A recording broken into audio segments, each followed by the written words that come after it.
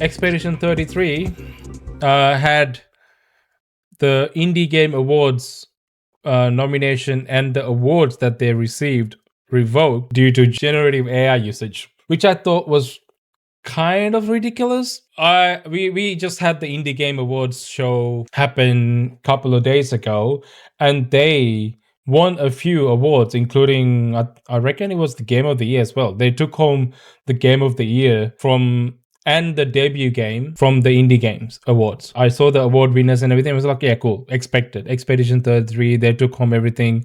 It would be weird if they didn't take home the Indie Game Awards because, it's an indie game. However, things have now changed and they made a big decision to strip the Clay Obscure and develop a Sandful Interactive of their awards over the use of generative AI in the game. So essentially they have announced this Saturday the Indie Game Awards have had a hard stance on the use of generative AI through the nomination process and during the ceremony itself, the statement reads. When it was submitted for consideration, representatives of Sandful Interactive agreed that no Gen AI was used in the development of Clay Obscure Expedition 33. In light of Sandful Interactive confirming the use of Gen AI on the day of the Indie Game Awards 2025 premiere, this does disqualify Clay Obscure from its nomination. 6-1 Indie ended by thanking the community for being patient and providing feedback on the situation. The organizational team behind the ceremony is a small crew with big ambitions, and the Indie Game Awards can only grow with your help and support. We already can't wait for 2026 ceremony. Now, with the disqualification of Clay Obscure, the awards will go to the runner-ups. This means the awards for debut game goes to Sorry We Are Closed, while the Game of the Year now goes to Blueprints. Okay. When you dig further into this whole situation, you understand the generative AI that was used in Clay Obscure was during the development, they used some generative AI textures as placeholders during the development, which were later patched. The AI use was done to the extent of using as placeholder textures, not to be used in the final game.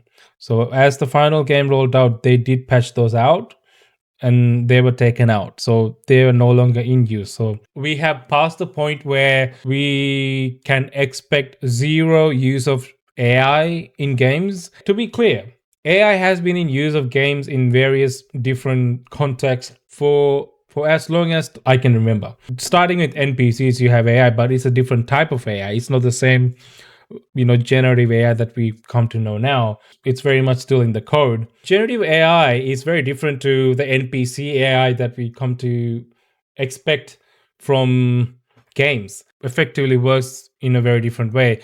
I can't comment further than that because I'm not like a tech savvy guy. Obviously, I'm a gamer, but I don't know how to code. What I'm saying here is, ever since this generative AI has come into place, we've gone past the point where we can expect zero use of Gen AI in games now. If it makes development process efficient, developers are obviously going to use generative AI where it's applicable if it helps them to make faster progress with their development. And that's, to me, is what it seems like Clay Obscure devs, Sandful devs did with the game. All they have done is use generative AI as placeholder textures in the game while they were developing the game. And kind of makes sense. This is a small indie team. They had Gen AI available to use, so they just used that during development. But the intention wasn't to use that in the final game. They were just placeholders. The final game didn't have that. They patched it out eventually. So I just don't get what the big deal was, because we still have like bad AI slop making their way into Steam Store and PlayStation Store already, which is like really crap. But then you have Clay Obscure, which is a great game, had a very minimal use of AI, but disqualified because they just happen to have used some placeholder textures. I feel like it might have been a bit of an overreaction from the Indie Game Awards part, because I guess what happened was when Clay Obscure released, it was the underdog, right? It was really the underdog. It was a new studio. There were ex-Ubisoft devs trying to make a game that they couldn't make back at Ubisoft. Now they all of a sudden they got this great game that plays really well, that's novel and has original concepts and had a bit of a JRPG twist on it, but it's a Western studio.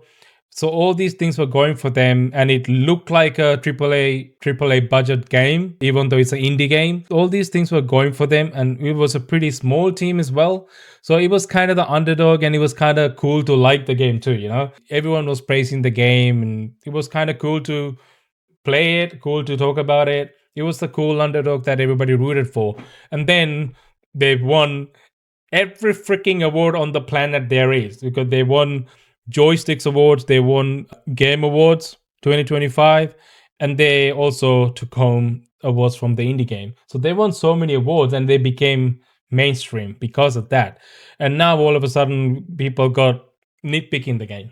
And this is what happens when you get mainstream. Every time the underdog became mainstream, you got people spreading hate. That's not a new thing. And that's kind of what I feel like happened to Expedition 33 as well. It's easy to nitpick because it's now mainstream, and Sandfall is no longer seen as the underdog with all the snatching all the awards anymore. Even though this is a minor thing, they're not going to get a pass anymore because of that. I think that's essentially what happened, which is unfortunate. I think moving forward, we're going to see developers using generative AI in this capacity, at least, like using them as a texture placeholders during development, even some of it making into the final product.